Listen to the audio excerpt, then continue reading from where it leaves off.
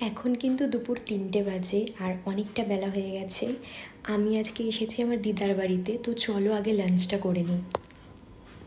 আজকের লাঞ্চের মেনুতে আছে হচ্ছে সাদা ভাত, আর এটা হচ্ছে কফি পাতা বাটা সামথিং কিছু একটা। আমি অল্প একটু নিয়েছি কারণ আমি ঝাল খেতে পারি না, আর আমার দিদা খুব ঝাল দেয়, তো এটাও আমার দিদা বানিয়েছে।